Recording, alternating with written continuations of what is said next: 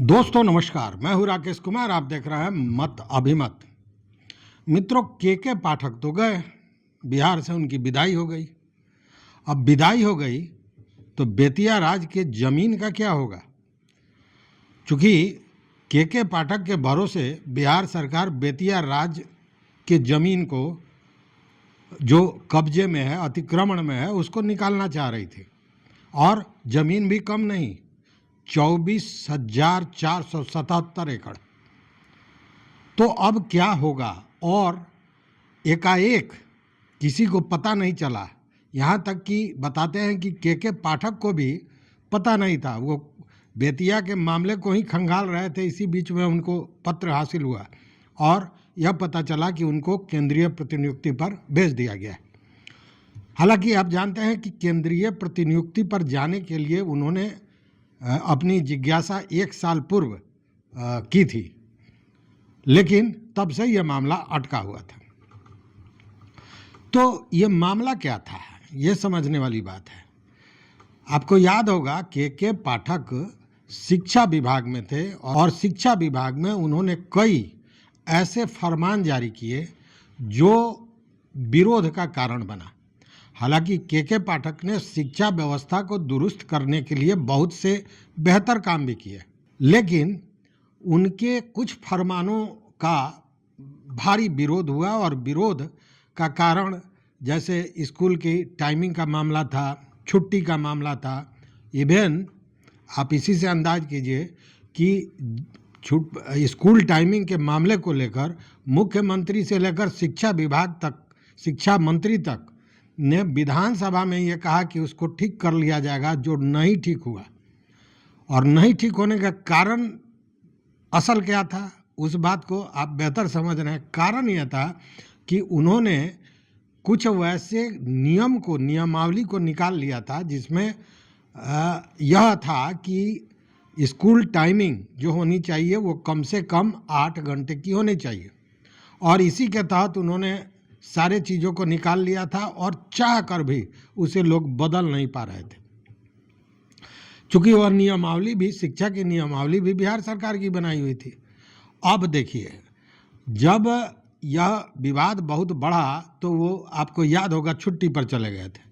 और छुट्टी पर चले गए थे तो ये लग रहा था कि अब वो वापस नहीं आएंगे। और इसी बीच में उन्होंने केंद्रीय प्रतिनियुक्ति की बात भी कही थी, उस आवेदन भी किया था। और लोगों का ये कहना था कि छुट्टी पर गए हैं, अब वो वापस नहीं लौटेंगे, लेकिन वो वापस लौटे।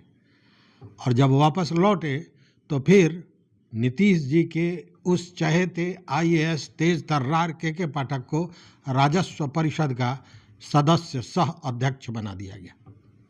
आपको याद होगा उन दिनों का वीडियो, अगर आपने देखा होगा, हमारे चैनल में पड़ा हुआ है, उसे भी आप देखेंगे तो आप देखेंगे कि मैंने उस दिन भी कहा था कि अगर के पाठक को नीतीश कुमार ने राजस्व परिषद का अध्यक्ष बनाया है तो इसके पीछे बहुत बड़ा कारण होगा।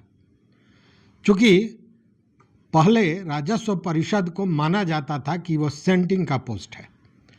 एक राजस्व परिषद के बहुत पुराने रिटायर्ड पदाधिकारी ने एक बार कहा भी था कि वो अस्तबल जैसा है। मतलब अस्तबल खोल दिया गया है, जिसको कोई काम नहीं है वहाँ पड़ा हुआ है।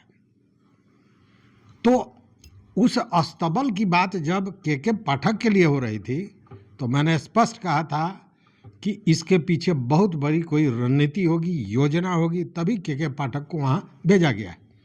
क्योंकि के पाठक को नीतीश कुमार हमेशा उस जगह उपयोग में लाते हैं जहाँ उनको लगता है कि दूसरे पदाधिकारी नहीं कर पाएंगे। आपको याद होगा मद्य निषेध, जब शराबबंदी हुई थी तो उसमें सबसे बड़ी भूमिका के पाठक की थी और वह आज भी चल रहा है। भले प्रशासनिक व्यवस्था और तमाम चीज़ों के चलते हम आज भी कहते हैं कि शराबबंदी केवल कहने के लिए है, घर घर पहुँचाए, ये अलग बात है, लेकिन उसमें सबसे बड़ी भूमिका निभाई थी के पाठक ने। शिक्षा विभाग जब पटरी से उतर गया था उस समय नीतीश कुमार ने के पाठक को शिक्षा विभाग में भेजा और वहाँ भी वही स्थिति बनी। और उसके बाद राजस्व परिषद, तब सारे लोग यही कह रहे थे कि उनको तो सेंटिंग में डाल दिया गया, लेकिन वह सेंटिंग नहीं था, वह था सोची समझी योजना के तहत के पाठक को वहाँ भेजा गया था और काम था बेतिया राज के ज़मीन को, बेतिया राज की संपत्ति को बिहार सरकार अपने अधीन लेना चाहती थी। और उसके बाद के पाठक बेतिया राज के की व्यवस्था को अपने हाथों में लिए, चूँकि कोर्ट ऑफ वार्ड्स राजस्व परिषद के तहत आता है। फिर उनकी कार्रवाइयाँ शुरू हुई। जो बेतिया राज के ज़मीन थे उसको निकाला गया, वो लगभग 15,500 एकड़ था। बाद में फिर उन्होंने जो वहाँ का अभिलेखागार है उसको खंगाला, वहाँ के पुराने दस्तावेजों को संरक्षित करने की व्यवस्था की, कई पदाधिकारियों को वहाँ भेजा, कई पदाधिकारी या यूँ कहें कि वहाँ काम करने वाले कर्मी को बाहर भी निकाला। बहुत से ऐसे लोग हैं जिन्होंने बेतिया राज की संपत्ति को अनाधिकृत रूप से झोल झाल करके पैसे की उगाही की है, उन लोगों पर कार्रवाई भी करने की बात चल रही थी। इसी बीच ये सारी चीज़ें हो गई, मतलब के पाठक को केंद्रीय प्रतिनियुक्ति पर भेज दिया गया और कैबिनेट सचिवालय में वो एडिशनल सेक्रेटरी अपर सचिव के पद पर गए हैं। हालांकि वह यह तीसरी बार केंद्रीय प्रतिनियुक्ति पर गए हैं, इसके पहले भी 2 बार जा चुके हैं, लेकिन इस बार गए हैं तो जिस स्तर पर, जिस पद पर, जिस ऊंचाई पर वहाँ पहुँच गए हैं, तो अब लगता ये नहीं है कि वो बिहार आएंगे। और बिहार तभी आएंगे जब चीफ सेक्रेटरी बिहार सरकार उनको बनाना चाहे, क्योंकि उसके अलावा सारे पद जो हैं उस पर वो रह चुके हैं। ऐसे उनका जो रिटायरमेंट है वो 2028 है, मतलब अपने बैच के सबसे ज़्यादा लंबे समय तक काम करने वाले व्यक्ति होंगे के पाठक। 1990 बैच के IAS हैं, इलाहाबाद के रहने वाले हैं, ये सारी चीज़ें आप जानते हैं पूर्व से। लेकिन अब मामला ये है कि एकाएक 1 साल के बाद ये डबल इंजन की सरकार बिना कुछ कहे सुने उनको केंद्रीय प्रतिनियुक्ति पर क्यों बुला लेती है, इसके पीछे क्या कारण हो सकता है। एक तो पहली बात यह है कि वो पहले भी 1 साल से ये चर्चा चल रही थी जो ठंडे बस्ते में पड़ा हुआ था।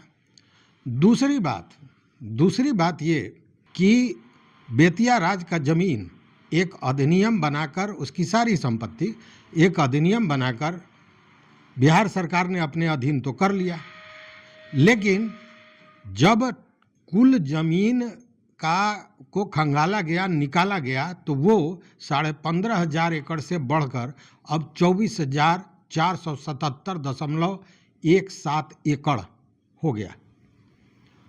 अब जरा सोचिए कि उसमें से बताते हैं कि आधे से ज़्यादा ज़मीन कहीं ना कहीं अतिक्रमित है, और उस अतिक्रमित ज़मीन को अब समय आ गया है कि उसको अतिक्रमण मुक्त कराया जाए। इसको लेकर पिछले दिनों वो बेतिया गए थे और वहाँ पे उन्होंने कहा भी था कि अतिक्रमण मुक्त कराया जाए, लेकिन अभी तक भौतिक रूप से उस पर कोई कार्रवाई नहीं हो सकी है। मतलब कि अधिनियम बनाकर बेतिया राज के परिसंपत्तियों को अपने अधीन कर लेना आसान था, लेकिन उस ज़मीन को अपने हाथ में लेना वास्तविक तौर पर, भौतिक तौर पर सारे का अतिक्रमण मुक्त कराना टेढ़ी खीर है।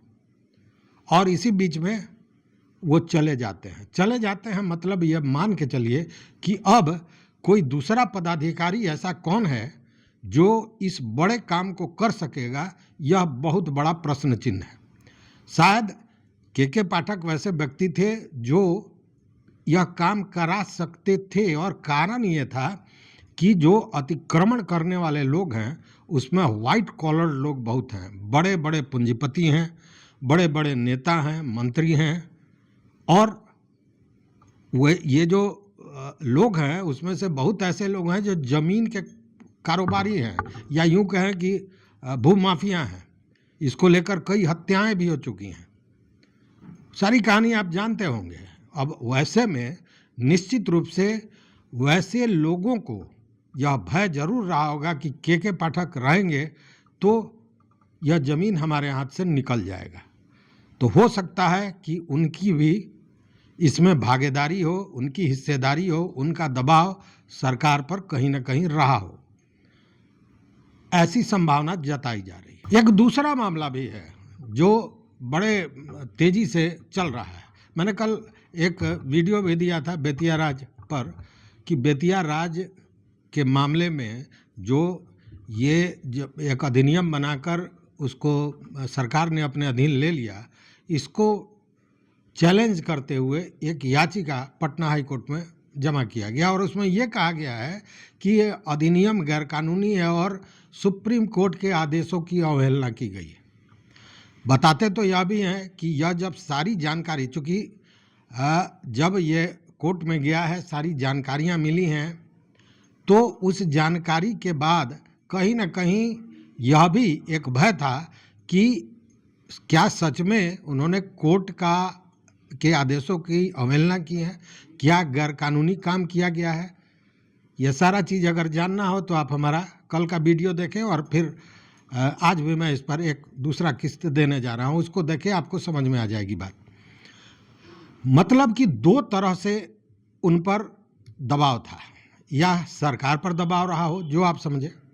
एक दबाव ये कि यह जो अधिनियम बनाया गया है ये गैरकानूनी है क्या, इसमें कोर्ट के आदेशों की अवहेलना की गई है क्या, और अगर की गई है तो सबसे बड़े जिम्मेवार कौन होंगे, चूँकि राजस्व परिषद के अध्यक्ष उस समय के पाठक हुआ करते थे। अब दूसरा मामला ये बनता है कि क्या सरकार पर यहाँ से लेकर डबल इंजन की सरकार है और सरकार में रहने वाले लोग, जुड़े हुए लोग, बड़े नेता, बड़े व्यवसायी, बड़े धन्ना सेठ जो संपत्ति पर फंड निकाल कर बैठे हुए हैं, अपने कब्जे में रखे हैं, क्या उनको डर था कि यह सैकड़ों बीघा ज़मीन उनके हाथ से निकल जाएगा, इसलिए कहीं ना कहीं कोई दबाव था। इस तरह की बहुत सी चर्चाएं हैं। अब इसमें सत्यता क्या है ये तो देखने वाली बात है, लेकिन सच्चाई यही है कि अब यह जो भय का माहौल था कि आज हम ज़मीन पर हैं बेतिया राज के, कल क्या होगा, यह अब ठंडे बस्ते में जाता दिख रहा है। दूसरी बात कि जो अधिनियम बनाया गया था उसके बाद के पाठक ने बड़ी तैयारी की थी कि किस प्रकार लोगों को उस कब्जे से बाहर किया जाएगा, जो घर बना लिए हैं, जो भूमिहीन है, उनका क्या होगा। इस पर एक नियमावली बन रही थी, अधिनियम के लिए नियमावली बन रही थी जिसके तहत जमीन को अतिक्रमण मुक्त करना था, लेकिन वो भी नहीं बन सका। अभी तक पब्लिक डोमेन में वैसा कुछ भी नहीं आया है। तो यह एकाएक जो तूफान के पहले शांति आ जाती है, उसी तरह की शांति दिख रही थी और तूफान आ गया। तूफान यही कि के पाठक बिहार से चले गए, उनकी विदाई हो गई।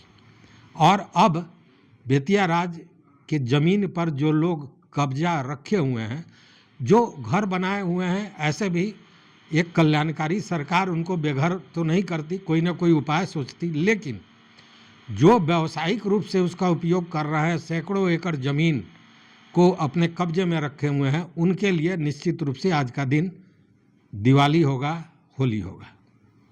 देखिए आगे क्या होता है। इस वीडियो में बस इतना ही। देखते रहिए मत अभिमत। मित्रों, चैनल पर नए हो तो सब्सक्राइब कीजिए, लाइक कीजिए, दोस्तों के साथ शेयर कीजिए और अपना विचार जरूर दीजिए। बहुत बहुत धन्यवाद, कोटिशः आभार।